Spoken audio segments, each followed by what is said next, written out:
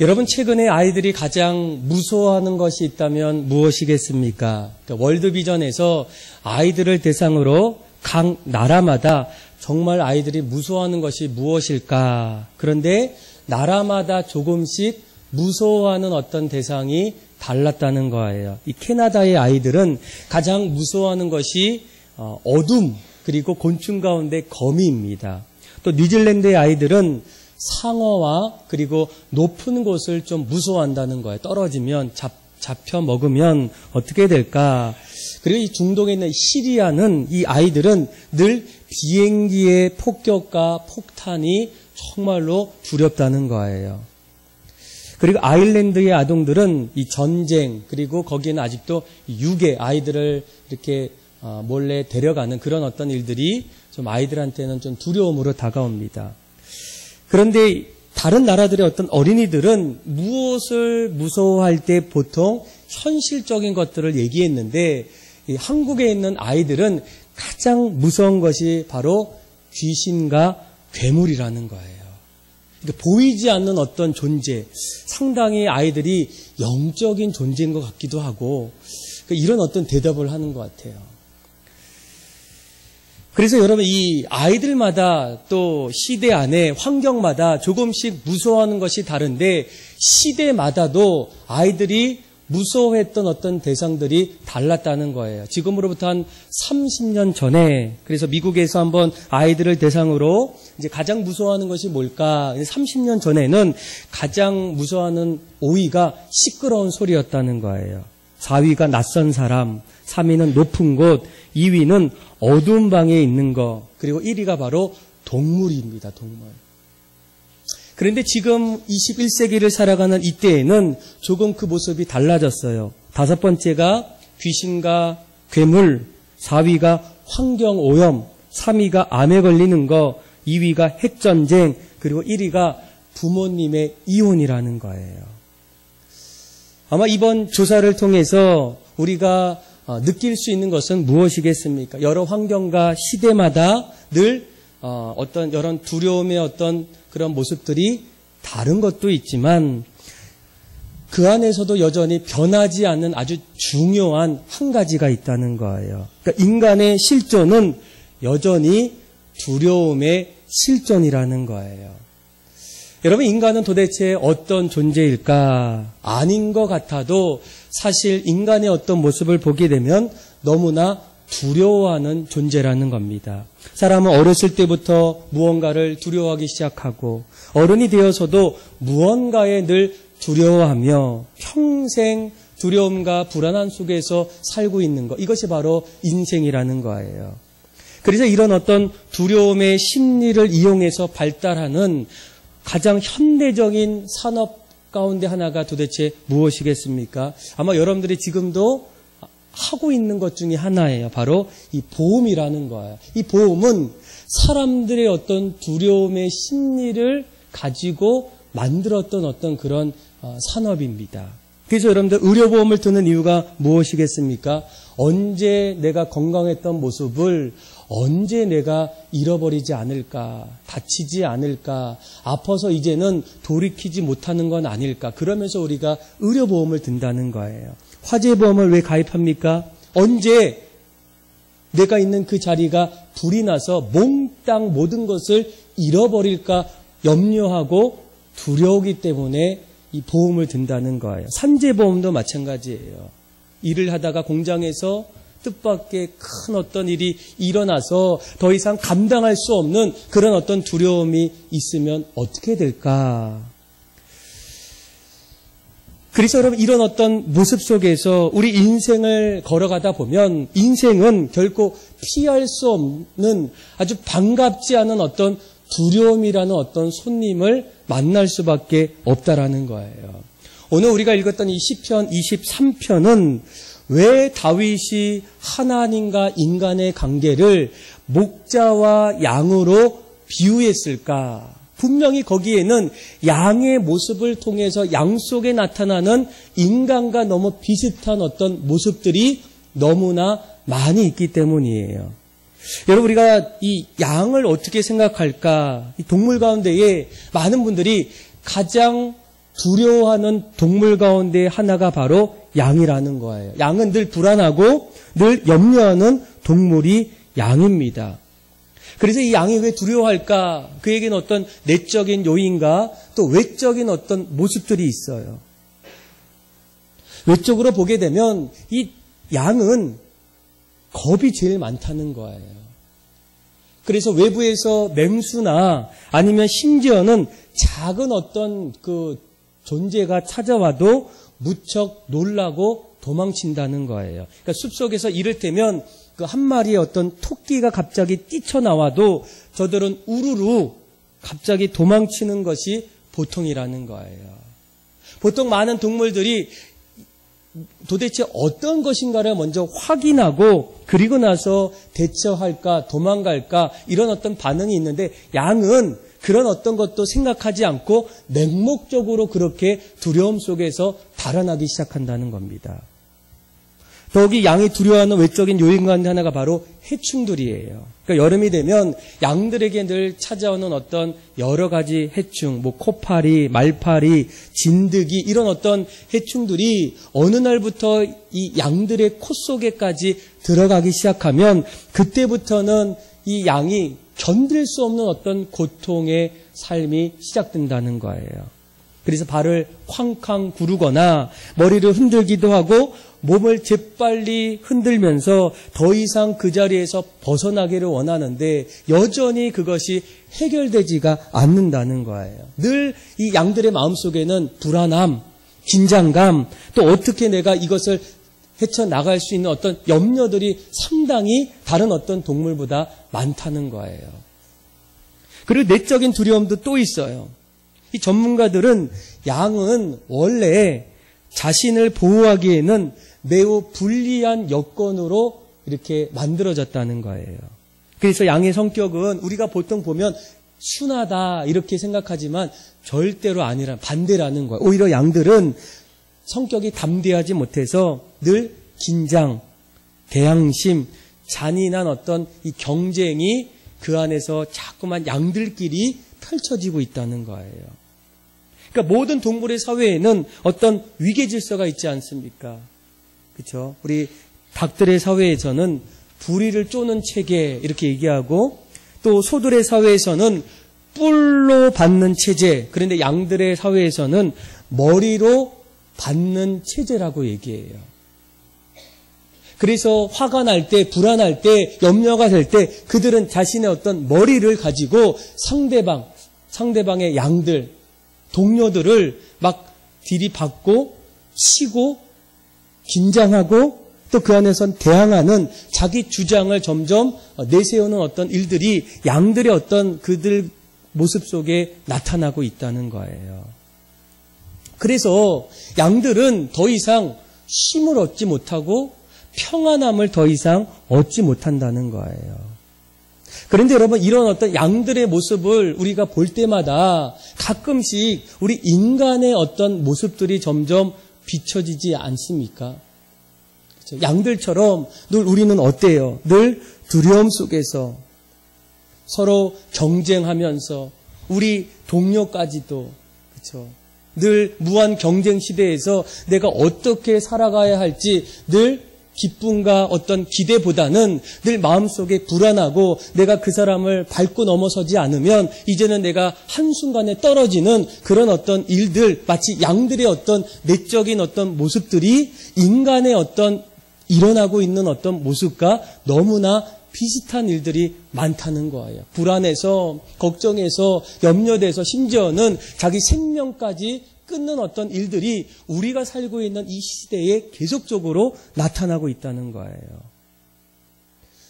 그래서 여러분 인간은 실제적으로 두려움의 어떤 존재이고 두렵게 살 수밖에 없는 어떤 인생이지만 우리가 그런 가운데서도 끊임없이 이 두려움을 이겨나가야 하는 어떤 이유가 무엇이겠습니까? 왜 두려움의 한계를 뛰어넘어서 늘 두려움을 지배하고 오히려 담대함과 어떤 용기와 어떤 소망을 가지고 살아가야 할 이유가 도대체 무엇이겠습니까? 여러분 두려움이 많아지면 인생에게 너무나 많은 위험들이 찾아온다는 거예요. 두려워하기 시작하면 우리가 생각했던 지성이 점점 마비되게 돼요. 또 두려움이 우리의 어떤 감성, 의지, 판단력까지도 흐리게 만들게 합니다. 또 심지어는 내 인생 앞에 놓인 이 모든 어떤 여러 가지 것들을 점점 멀어지게 만들고 멈추게 만드는 어떤 그 자리에 두려움이 있다라는 거예요. 그래서 평소에는 잘할 수 있었고 쉬운 일이었는데 그 안에 내 안에 어떤 두려움이 점점 찾아오고 쌓이기 시작하면 그때서부터는 평소의 모습과는 전혀 다른 모습으로 이제는 아무것도 할 수 없는 그런 어떤 모습으로 점점 내 인생이 달라지는 일들이 찾아올 수 있다라는 거예요. 그래서 여러분 우리가 인생을 살아갈 때 반드시 우리가 두려운 존재이고 두려워할 수밖에 없는 어떤 인생 속에서 어떻게 하면 우리가 이런 두려움을 벗어버리고 다시금 두려움 위에서 새로운 어떤 인생들 또 하나님이 원하셨던 그런 어떤 인생들을 찾아갈 수 있을까? 더 이상 근심, 염려들 내려놓고 평안함과 늘 안식과 또 그런 어떤 소망을 가지고 살아갈 수 있는 어떤 비결이 있다면 도대체 무엇일까? 그런데 오늘 우리가 읽었던 이 시편 23편, 특별히 2절은 시편 23편 전체 가운데에 많은 분들이 가장 많이 기억하는 말씀이 바로 시편 23편 2절의 말씀이라는 거예요. 자, 어떤 말씀일까? 우리 다시 한번 읽어보겠습니다. 시작. 그가 도다. 아멘. 자, 2절의 말씀을 읽고 있으면 어떤 마음이 듭니까? 가장 평온한 어떤 장면이 바로 2절의 말씀이라는 거예요. 이 말씀에는 우리 인간의 어떤 불안함과 두려움 속에서 우리가 날마다 이상적으로 또 그렇게 살아가기를 원하는 어떤 그런 모습들이 바로 2절의 말씀이에요. 우리의 인생이 날마다 2절처럼 늘 푸른 풀밭에 누워있는 인생, 또 쉴만한 물가에서 물을 마시면서 늘 안전하고 평화로운 어떤 인생, 이런 어떤 인생들이 내 안에서도 간절히 소망하기에 아마 2절의 말씀은 이 시편 23편을 읽을 때마다 여전히 우리의 기억 속에 남아있는 어떤 말씀이라는 거예요. 여러분 분명 이 양은 불안해하고 두려울 수밖에 없고 늘 염려할 수밖에 없는 이 존재인데 어떻게 2절 말씀을 통해서 보면 그가 풀밭에서 누울 수 있고 또 시냇가에서 쉴만한 물가에서 쉴 수가 있을까? 여러분 오늘 이 말씀을 잘 보면 그 이유가 있어요. 2절 말씀을 잘 보시면 2절 문장의 주어가 도대체 누구인지를 잘 보셔야 돼요. 근데 2절에 보니까 주어가 누구예요? 그가예요.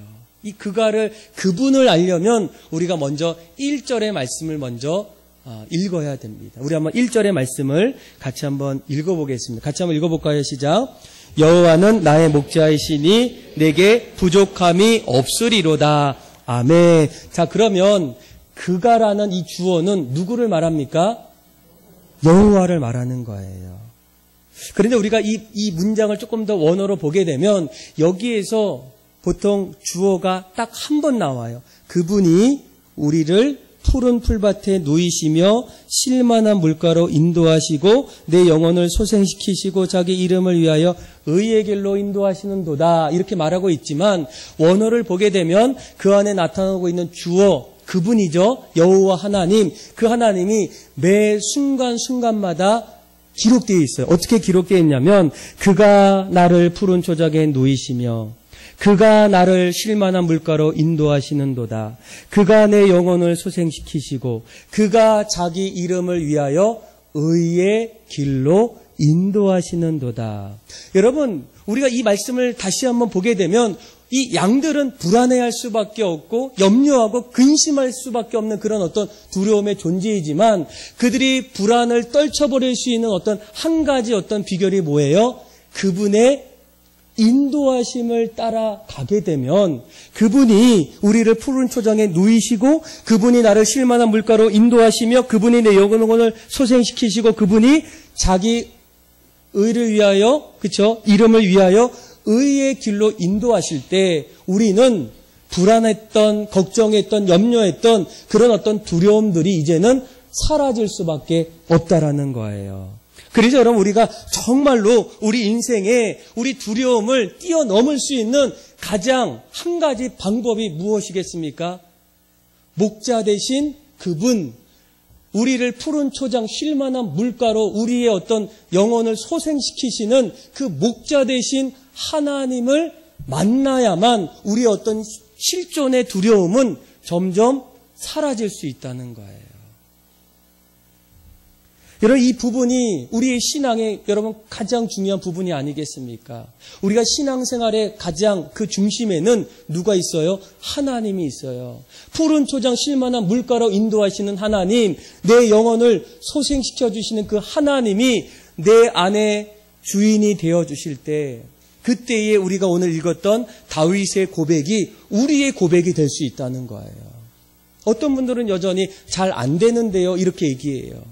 어떤 이유인지는 잘 모르지만 분명한 것은 우리의 어떤 그런 모습을 보게 되면 어느 순간부터는 어떻습니까? 여전히 내 안의 중심이 하나님이 아닌 내가 중심이어서 내가 내 어떤 문제들을 볼 때가 너무나 많다는 거예요. 어쩌면 오늘날 살고 있는 이 시대가 오히려 그런 어떤 모습들이 더 많은 사회가 아니겠습니까? 오히려 이 시대를 포스터 모던 시대 모든 어떤 이야기 절대적인 게 없다는 거예요. 하나님 말씀을 가지고 이야기해도 그 말씀은 나에게는 적용이 안 된다는 거예요. 나한테는 활용할 수 없다는 거예요. 그 이면에는 뭐가 있습니까?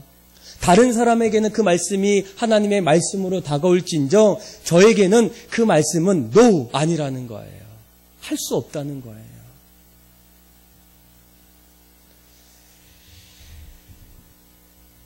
여러분 예전에 지금도 그렇지만 예전에도 늘 어려웠던 시절들이 상당히 많아요. 그 안에서 믿음으로 살았던 사람들, 미국인들이 가장 존경하는 인물이 지금도 여전히 에브라함 링컨이에요. 근데 그 중에서 또 믿음의 사람 가운데 한 사람이 있다면 그 사람이 바로 이 워너 메이커입니다. 그의 어떤 일대기가 또 어떤 그의 전기로 책으로 이렇게 많이 나오는데 그 책 중에 하나가 이런 제목으로 그의 어떤 전기를 소개해요.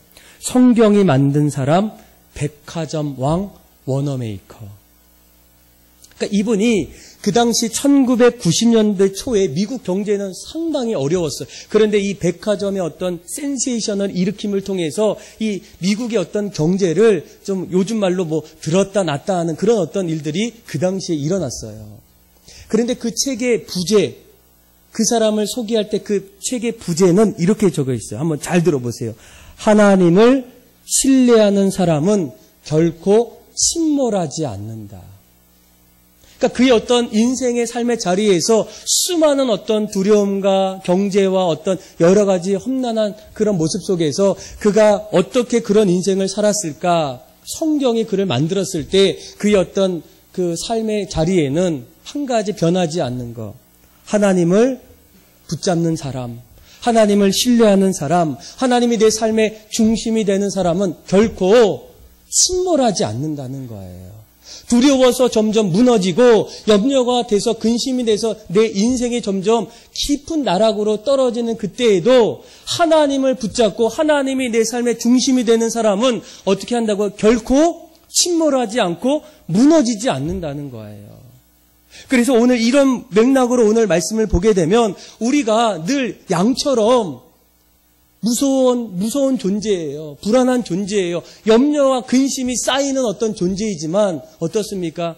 그분이 나를 푸른 풀밭에 누이실 때, 나를 쉴만한 물가로 인도하실 때 그가 내 영혼을 어떻게 합니까? 소생시키시고 자기 이름에 위하여 우리를 올바른 의의 길로 우리를 인도하시는 일들이 나타나기 시작한다는 거예요. 그래서 우리 안에 불안한 마음들, 염려하는 마음 속에서 날마다 우리가 고대하고 소망하는 게 무엇이겠습니까? 평안한 인생, 안식하는 인생, 또 기쁨이 넘치는 인생. 어떻게 하면 우리가 그 인생을 누릴 수 있을까? 정답은 그분을 내 삶의 중심으로 여길 때, 내가 하나님을 인격적으로 붙잡고 살아갈 때 이런 놀라운 엄청난 일들이 오늘 다윗이 고백했던 그 모습대로 우리의 인생에 찾아올 수 있다는 거예요. 여러분들은 어떻습니까? 여러분들의 삶의 자리에서 반드시 여러분들은 가정을 볼 때마다, 직장의 삶을 볼 때마다, 내가 만나는 어떤 일들마다 좋은 일, 기쁜 일도 많이 있지만 언젠가부터는 늘 불안해하는 어떤 일들, 또 잘 안 되는 일들, 염려가 되고 근심되는 어떤 그런 일들이 자꾸만 내 인생에 찾아올 때가 있어요. 그런데 그때 여러분들은 어떻게, 무엇을 붙잡고 또 어떻게 행하기를 원하십니까? 오늘 다윗은 고백해요. 아무리 우리가 양일지라도 불안하지만 염려하지만 여호와가 나의 목자이시면 내가 부족함이 없다는 거예요. 왜일까요? 그분이 날마다 우리를 푸른 초장에서 데려가서 우리를 눕게 하셔요. 여러분, 눕다는 것은 뭐예요? 언제 누울 수 있을까요? 그렇죠? 잘 때 보시면 두 다리 쫙 펴고 그 누울 때가 어떤 마음이 듭니까? 가장 평온할 때예요. 그래서 여러분, 오늘 이 말씀을 보면서 우리가 가장 먼저 우리 어떤 불안과 염려 속에서 평안과 안식을 얻을 수 있는 인생의 삶이 되기 위해서는 가장 먼저 뭐가 필요합니까? 하나님을 만나셔야 돼요. 하나님을 내 삶의 중심으로 두셔야 돼요. 하나님의 인도하심을 따라 여러분들이 반드시 살아가셔야 돼요. 자, 그러면 오늘 2절 말씀을 조금 더 보시면, 그러면 그분이 우리를 그렇게 편안하고 안식과 평안 속에 인도해 주실 때 하나님은 어떤 방법으로 우리에게 누이시고 우리를 편안한 곳으로 인도하실까? 2절 말씀을 잘 보세요. 전반절에 그가 나를 어디에 누이십니까? 푸른 풀밭에 우리를 누이신다는 거예요. 그분의 인도하심을 따라서 우리가 푸른 풀밭에 누일 때에 우리가 그때야 비로소 뭘 얻어요? 안식을 얻을 수가 있다라는 거예요. 여기서 이 푸른 풀밭은 넘쳐나는 어떤 풍성함을 말합니다. 그래서 이 푸른 초장은 때로는 묵상의 초장이라고도 얘기해요. 그러니까 양이 언제 평안함을 얻을까? 내가 푸른 풀밭에서 마음껏 그것을 먹고 있을 때, 걱정하지 않을 때, 먹을 것으로 인해서 염려하지 않고 아주 맛있는 것을 내가 하나하나 공급을 받고 있을 때 그 양은 그 때에는 얼마나 기쁘고 즐겁겠습니까? 배가 부르면서 또 넘쳐나는 어떤 먹을 것을 보면서. 그런데 이런 어떤 양들이 푸른 풀밭에서 먹을 때에 그 마음이 기쁘고 평안함을 얻는 이 모습을 보면 여러분 어떤 생각이 납니까?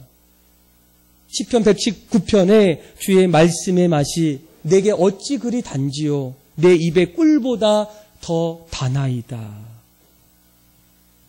그러니까 우리가 정말로 다시금 두려움을 이길 수 있는 그런 푸른 풀밭이 어디입니까? 하나님의 말씀을 점점 먹기 시작할 때, 하나님의 영혼의 양식인 말씀이 내 안에서 점점 넘쳐나기 시작할 때 어떻습니까? 그때부터 안식과 평안함이 시작된다는 거예요. 우리가 말씀을 들을 때 그 말씀이 위로의 말씀이 될 때, 그 말씀이 우리 어떤 영혼의 깊은 곳에 치유의 말씀으로 일어날 때, 때로는 마음이 상할 때 그 말씀이 격려의 말씀으로, 교훈의 말씀으로 다가오기 시작할 때 우리의 그때의 마음은 불안함이 어떻게 되겠습니까? 사라지기 시작한다는 거예요. 염려가 점점 떠나가기 시작한다는 거예요. 염려와 근심과 걱정과 어떤 어려움이 하나님의 말씀을 통하여 내 귀에 들려올 때 그 말씀이 위로가 되고 그 말씀이 격려가 되고 그 말씀이 치유와 능력이 되어질 때 그 푸른 초장이라고 하는 그 말씀을 우리가 하나하나 먹을 때마다 우리가 다시금 새롭게 살아날 수 있다는 거예요. 그런데 여러분 우리가 늘 목자를 따라갈 때 푸른 풀밭에 그것을 먹지 않는 분들이 여러분 얼마나 많이 있습니까? 여러분들 어떠세요? 그 말씀을 정말 열심히 먹기를 원하십니까? 그 목자가 푸른 초장으로 우리를 인도했어요. 우리가 쉬려면 그것을 먹으면서 쉬어야 돼요. 아마 누가복음 5장에 보면 베드로의 어떤 이야기가 있어요. 베드로가 그물을 가지고 많은 물고기를 잡죠. 사람들이 변화되는 어떤 그 자리에 가장 먼저 표현하는 말씀이 무리가 몰려와서 하나님의 말씀을 들을세. 아주 그 말씀을 여러분들 주목하셔야 돼요. 그들의 삶이 이제는 전환이 되고 새로운 어떤 모습으로 달라지는 그 자리에 성경은 뭐라고 해요? 그들이 하나님의 무엇을 들을새? 말씀을 듣기 시작할 때 그때부터 달라지기 시작했다는 거예요. 여러분 요즘 저희 교회가 올해부터 여기 제목 더 살아나리라 이런 어떤 그런 표어로 아주 중요한 어떤 결심과 결단을 했어요. 그러니까 주일날 뭐 여러 가지 있지만 주일날 드리는 오후 예배가 여러분 드디어 변경이 됐어요. 그러니까 최근에 많은 교회들이 지금까지 저녁 시간이나 또 늦은 오후에 드렸던 어떤 예배가 이제는 지금 어떻게 되어져 가고 있어요? 더 빨리 드려요. 3시로, 2시로, 1시로 이렇게 드려져요. 근데 저희는 오히려 그 부분들을 가지고 이제는 반대로 가요. 종전엔 2시에 드렸는데 3월 달부터 저희가 5시로 예배 시간을 변경했어요. 도대체 이유가 뭘까? 뭐 여러 가지 이유가 있지만 한 가지만 얘기하라고 한다면 바로 뭐예요? 결국 신앙은 살아나기 위해서는 말씀이라는 거예요. 여러분 우리가 그래서 이런 이 시간을 바꾸면서 여러분 지금 행해지는 어떤 일들이 뭐가 있습니까? 밥을 먹고 목장 선교회 때 충분히 말씀을 들었던 거, 한 주 동안 말씀대로 살았던 것들을 가지고 나누기 시작해요. 또 성도들이 그 이야기를 듣고 도전받고 위로받고 나도 그렇게 살아야 되겠다. 이런 어떤 일들이 이 목장 선교 안에서 그전에는 좀 시간들에 쫓겼어요. 특별히 우리 성가대가 이번에 좀 많이 좀 도와주셔가지고 성가대가 오후에 연습 시간이 없고 오히려 오전에 더 빨리 와요. 9시 오나요? 그쵸? 화장 안 하고 오셔도 돼요.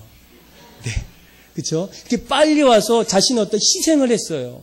그리고 저희가 3시 반부터 오후 예배 드리는 5시 전까지는 각자에서 말씀을 배우는 자리가 있어요. 그래서 기도학교도 있고, 창세기 반, 출애굽기 반, 또 영성 큐티 반, 또 1:1 제자 양육 반. 그러니까 성도들이 밥을 먹고 이 목장 선교회 끝나고 나서 다 거기에서 각자 자리에서 말씀을 듣기 시작해요. 말씀을 배우기 시작해요.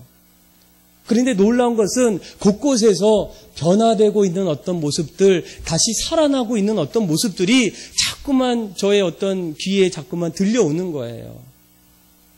그러니까 어떤 분이 저희 교회 집사님이신데 저에게 이제 장문의 카톡을 보내셨어요.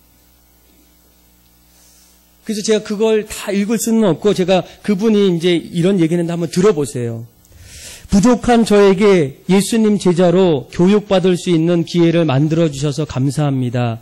하나님의 제자가 된다는 태상 같은 목표에 과연 내가 시작이나 할 수 있을까 하는 걱정에 여러 번 포기할까도 생각했었는데 많은 분들이 저를 위해 기도해 주시고 하나님께서 임재하셔서 첫 만남 이후 점점 두려움과 걱정들은 말끔히 사라지고 하나님과 만남의 시간이 기다려지고 설레집니다.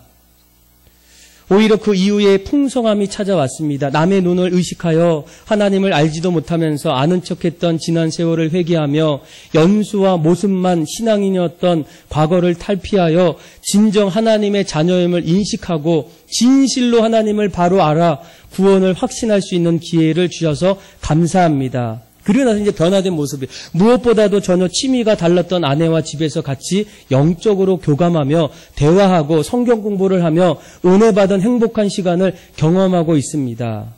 여러분 이런 모습이 그분의 어떤 평안의 어떤 안식의 모습 아니겠습니까? 스스로 TV를 보거나 SNS 하는 시간이 줄어들고 아내와 마주보며 앉아 비록 지금은 주로 숙제를 하는 시간이긴 하지만 성경을 읽으며 묻고 답하고 토론하며 하나 되는 은혜를 받고 있습니다. 신앙적으로 더 살아나리라는 확신을 가지고 시작하고 있으니 마음이 흔들리지 않도록 기도해 주세요.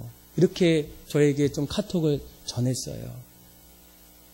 그분이 지금 약간 그 청년도 아니고 중년이에요. 중년. 잘 안 바뀌는 나이죠. 근데 지금이 가장 인생의 전성기래요. 가장 좋대요. 무엇 때문일까요? 푸른 초장에서 그 푸른 초장의 말씀을 점점 먹기 시작할 때 바뀌지 않는데 어떤 삶의 자리가 조금씩 하나님의 어떤 감동을 통해서 변하기 시작한다는 거예요. 여러분, 우리가 어제도 저희가 제자반 중에 장로님들과 어제 제자반 하고 한 11시까지 제가 장로님이랑 좀 얘기를 하고 마쳤어요. 어떻게 보면 이 무모한 어떤 그런 일일 수도 있어요. 토요일날 저에게는 가장 바쁜 날 아닙니까? 그렇죠? 근데 아무리 생각해봐도 우리가 어떤 해결책이 없는 거예요. 인간의 어떤 계획으로는 어떤 걸 준비하고 뭘 해도 방법이 없어요. 그런데 말씀을 볼 때마다 뭐라고 얘기합니까? 말씀에는 하나님 앞에서 우리가 하나님이 우리에게 성경을 주신 이유가 있어요. 디모데후서 3장 16절 17절에 뭐라고 얘기합니까? 모든 성경은 하나님의 감동으로 된 것인데 그 안에는 우리 어떤 인생의 교훈과 책망과 바르게 함과 의로 교육하기에 유익한 일들을 우리에게 주는데 이는 이 성경을 우리가 점점 먹으면 이는 우리를 온전한 사람으로 하나님의 사람으로 온전하게 하며 모든 선한 일을 행할 능력을 우리에게 갖추게 하기 위해서 무엇을 주셨다고요? 성경을 주셨다는, 말씀을 주셨다는 거예요.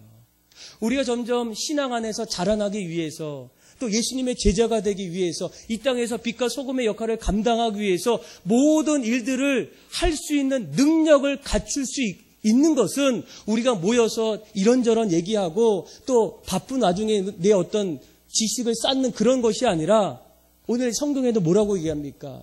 하나님의 사람으로 온전케 되기 위해서 모든 선한 일을 할 수 있는 능력을 갖추기 위해서 하나님의 감동으로 된 성경을 우리에게 주셨다면 우리가 푸른 초장이라고 말하는 그 성경을 어떻게 해야 돼요? 날마다 씹어야 돼요. 곱씹어야 돼요. 그러지 않고서는 온전한 제자도 안 되고 세상에서 모든 능력을 할 수 있는 어떤 그런 갖출 수 있는 어떤 힘이 전혀 없다는 거예요. 오늘 다윗은 뭐라고 고백합니까? 하나님이 우리를 푸른 초장에 그 안에서 우리가 하나하나 그 초장에 있는 그 풀들을 하나하나 먹기 시작할 때 우리의 삶이 점점 평안함과 안식으로 바뀌고 있다는 거예요. 하나님은 끊임없이 우리에게 하나님 말씀 안에서 말씀대로 우리가 이 땅에 살아갈 수 있는 능력을 말씀하려고 하는데 우리는 어떻습니까? 우리는 다 양 같아서 각기 제 길로 가요. 그 말씀이 너무 맞는 것 같아요. 목사님 말씀은 말씀인데 저에게는 해당되지 않는 것 같아요. 저에게는 아닌 것 같아요. 그러니까 다 자기의 어떤 입장을 얘기하죠. 그러면서 말씀을 더 가까이 하려는 그런 어떤 모습들이 점점 줄어들고 있어요. 이럴 때 우리 어떤 두려움, 걱정, 염려 해결될 수가 없다는 거예요. 또 한 가지, 자 2절 후반절에 보세요. 2절 후반절에 뭐라고 얘기합니까? 쉴만한 물가로 우리를 어떻게 한다고요? 인도하신다는 거예요. 여러분 이 양들은 이 물을 어떻게 여러분 바라봅니까? 양들은 물을 되게 무서워해요. 늘 이 양들은 한 곳에서 있는 것이 아니라 늘 이동하기 때문에 때로는 그런 물이 흘러가는 어떤 시냇가, 강가 이런 데를 이제 가게 돼요. 그런데 이 양은 이 털이 있는데 이 털이 물에 적셔지게 되면 마치 스펀지처럼 빨아들여요. 그러면 갑자기 이 양의 무게가 어떻게 됩니까? 무거워지면서 더 이상 물 조금 더 앞으로 가다 보면 그 안에서 나올 수가 없어요. 심지어는 이 양들이 아주 깨끗한 시냇가의 그 냇물의 물을 먹어야 되는데 그 옆에 고여있는 물 있죠. 그 고여있는 썩어져 있는 그 물을 마실 때가 있어요. 그럴 때 이 양의 어떤 모습은 어떻게 달라지겠습니까? 점점 내 안에 복통이 와요. 아픔이 와요. 또 어려움이 와요. 이런 어떤 모습들을 누가 봅니까? 목자가 보는 거예요. 그래서 이 목자는 그들을 할 수만 있다면 물에 빠져서 익사하기 이전에 그들이 그 오염된 물을 먹기 이전에 그를 어디로 인도한다고요? 쉴 만한 물가로 인도해서 그들의 목마름을 하나하나 채워주는 어떤 일들을 목자가 합니다. 그런데 오늘 이 말씀을 잘 보시면 이 말씀이 뭐와 이렇게 오버랩돼요? 예수님께서 우리들에게 하셨던 말씀이 너무나 똑같아요. 내게로 와서 어떻게 하라고요? 마시라는 거예요. 예수님께서 내가 주는 물을 마시는 자는 영원히 목마르지 아니하나니 내가 주는 물은 그 속에서 영원토록 솟아나는 샘물이라는 거예요. 그래서 우리가 주목해야 될 것은 생수의 강은 흘러가고 생명수의 샘물은 솟아나는 일들이 오늘날 목자 되신 하나님께서 예수님을 통해서 우리에게 주실 때에 예수님께서 십자가에 죽으시고 부활하고 난 이후에 우리에게 뭐라고 얘기합니까? 생수는 예수님의 부활한 후에 주실 성령이라는 거예요. 성령.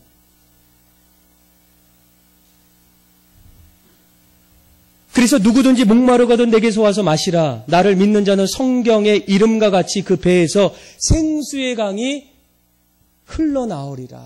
여기서 말하는 생수의 강, 성령을 통해서 우리가 이제는 목마름이 채워지고 그 안에 참된 안식을 누릴 수가 있다라는 거예요. 다시 말하면 오늘날 이 믿음의 성도들이 두려움과 걱정과 염려 속에서 우리가 평안함을 얻으려면 어떻게 해야 되겠습니까? 우리가 날마다 마셔야 될 성령 충만함이 우리에게 넘쳐나야 한다는 거예요. 우리가 가끔씩 여러분 성령 충만하세요. 성령을 받으셔야 돼요. 그 이유가 무엇이겠습니까? 여러분 초대교회의 사도행전에 보게 되면 수많은 어떤 초대교회의 성도들은 너무나 대단한 게 어떻게 그들은 그런 믿음을 갖고 있어서 어떤 로마의 박해와 또 유대인들의 그런 어려움 속에서도 끝까지 신앙을 잃지 않고 날마다 교회를 세우며 끝까지 하나님 나라를 위해서 헌신할 수 있었을까? 그 이유를 찾아보면 딱 한 가지예요. 예수님께서 그들에게 복음을 증거하며 세상에서 하나님 나라를 전할 때 사도행전 1장 8절에 뭐라고 합니까? 오직 성령이 너에게 임하시면 너희가 뭐 한다고요? 권능을 받아서 예루살렘과 온 유대와 사마리아와 땅끝까지 이르러 내 증인이 될 수 있다는 거예요. 내가 성령 충만하지 않으면 늘 사람들 만날 때마다 박해를 받고 어려움을 당할 때 내가 어떻게 그들에게 말할 수 있고 담대히 나아갈 수 있겠습니까? 그래 이유는 딱 한 가지예요. 내가 무엇할 때? 성령 충만할 때 그 일들이 나타날 수 있다는 거예요. 그래서 곳곳에서 사도행전을 보게 되면 성령이 충만한지라 성령께서 임하였느니라 이런 일들이 일어나고 있다는 거예요. 우리 인간의 어떤 자체를 보면 인간은 실제적으로 두려워요. 연약해요. 할 수가 없어요. 어떻게 사람을 살리고 세우는 일들을 할 수가 있겠습니까? 내 자신도 살릴 수가 없는데 누구를 살린다는 거예요? 아무도 할 수 없다는 거예요. 그런데 우리에게 베드로와 사도들에게 예수님이 뭐라고 해요? 너희가 성령이 충만하면 이 권능, 다이나마이트, 디나미스, 능력이라는 거야. 파워라는 거예요. 내 안에 두려움이 사라지고 그 안에 어떤 담대함이 생긴다는 거예요. 성령이 충만하면 겁쟁이에서 용감한 자로, 무기력한 자에서 능력 있는 자로, 말 못하는 자에서 하나님의 말씀을 대언하는 사람으로 변할 수 있는 그 자리가 무엇으로 인해서 출발한다고요? 성령 충만할 때. 그래서 여러분 우리가 가장 먼저 하나님을 만나서 그분의 인도하심을 따라서 푸른 초장에 가서 하나님 말씀을 공급받고 또 쉴만한 물가에서 성령의 마르지 않는 영원한 생명샘을 우리가 마실 때에 우리 안에는 이제는 두려움도 사라지고 걱정도 사라지고 염려도 사라지고 오히려 담대함, 용기 그리고 그 안에 어떤 소망을 가지고 날마다 일어날 수 있다는 거예요. 사랑하는 믿음의 성도 여러분, 우리 인간의 인생의 실존은 두려운 존재예요. 아무리 노력하고 아무리 열심히 살아도 내가 원하지 않았던 일들까지 생각하면 늘 날마다 찾아오는 어떤 일들이 염려, 불안함, 걱정, 근심 이 모든 것들이 내 안에 두려움으로 자꾸만 일어나요. 어떻게 하지? 우리 자녀들 볼 때마다 이 사랑하는 자녀들 어떻게 하면 좋겠지? 직장에서 자꾸만 변해가는 어떤 무한 경쟁 시대에서 자꾸만 내가 어떻게 하면 살아남을 수 있을까? 자꾸만 어떤 길은 보이지 않고 두려운 마음이 내 마음을 자꾸만 엄습하는 거예요. 또 만나는 어떤 관계 속에서도 자꾸만 사람들과의 어떤 얽혀졌던 자리에서 늘 서로 다른 입장에서 있다 보면 얽히고 설키다 보면 그 관계가 깨지고 마음이 아프고 염려와 근심이 내 안에서 늘 두려움으로 찾아올 때가 많아요. 신앙생활도 여러분 그럴 때 얼마나 많아요. 그런데 그때 우리가 해야 될 일은 딱 한 가지, 오늘 말씀처럼 그분을 만나서 그분이 인도하는 푸른 초장에서 하나님 말씀을 우리가 하나하나 먹기 시작할 때 쉴만한 물가에서 생수, 마르지 않는 성령을 우리에게 충만히 받을 때 그때야 우리가 어떤 두려움을 떨쳐내고 담대하게 하나님 앞에 나아갈 수 있다는 거예요. 사람에게서는 길이 없습니다. 우리 모두는 다 두려움의 존재예요. 누가 누구를 위로하고 함께할 수 있겠습니까? 하나님의 인도하심을 받아야 돼요. 그래서 오늘 시편의 기자는 1절에 뭐라고 얘기해요? 여호와는 나의 목자이시기 때문에 내가 어떻게 한다고요?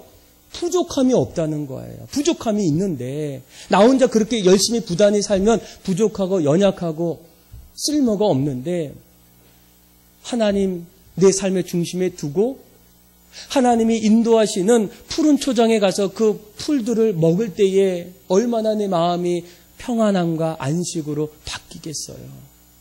아무리 마셔도 갈증이 나는 그 자리에 생수, 마르지 않는 성령의 샘을 우리가 하나하나 먹을 때 우리가 충만하게 가득 넘친다는 거예요.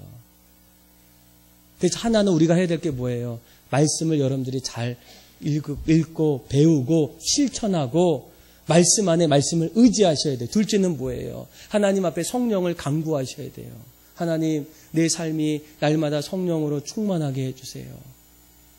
기도하셔야 돼요. 성령을 위해서. 우리 목장 안에서도 늘 성령 충만하게 해주세요. 우리 성가대 안에서도 성령 충만하게 해주세요. 우리 교육부서 또 선교에서도 성령 충만하게 해주세요. 우리 어하나도 성령 충만하게 해주세요.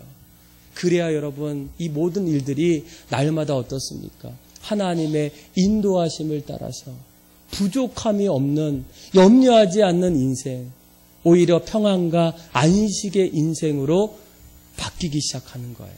사랑하는 믿음의 성도 여러분, 저는 여러분들 모두가 오늘 말씀을 잘 붙잡고 날마다 하나님 앞에서 그렇죠? 말씀의 꼴을 따라 살아가고 그 안에서 공급받고 그리고 그 안에서 날마다 성령 충만해서 여러분들의 삶이 늘 평안과 안식 속에서 주님을 경배하고 찬양하는 믿음의 성도들이 다 되기를 주님의 이름으로 축복합니다.